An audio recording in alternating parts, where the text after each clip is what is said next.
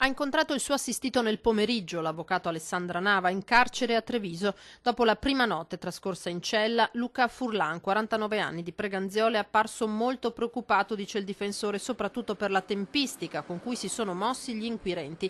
L'arresto per omicidio preterintenzionale arriva 3 mesi dopo la morte di Elda Tandura, 66 anni, rimasta in coma per 28 giorni dopo la caduta in casa rivelatasi fatale del 28 settembre.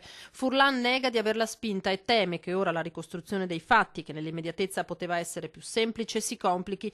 A Serravalle, dove l'ex insegnante abitava, tutti sapevano della situazione di disagio che la donna viveva, così come il comune. La signora Tandura era una signora costantemente seguita dai servizi sociali di Vittorio Veneto, che erano costantemente in contatto con il suo amministratore di sostegno ormai da diversi anni. Fisicamente non aveva grandissimi problemi, ecco, insomma, ovviamente erano problemi di altro tipo quelli che avevano portato alla nomina dell'amministratore di sostegno. Un disagio psichico, quindi, che non le consentiva di gestire il rapporto con Furlan. C'erano state liti violente anche la sera della tragica caduta. Se l'ipotesi d'accusa della procura dovesse trovare riscontro, si potrebbe parlare dell'ennesimo femminicidio, e questo proprio in un comune in cui è operativo da 3 anni un centro antiviolenza. Voi avevate sentore che questa donna venisse picchiata?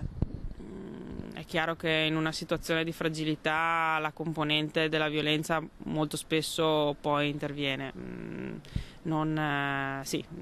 Quello che era stato da noi rilevato era stato anche segnalato ovviamente prontamente al tribunale, insomma, man mano.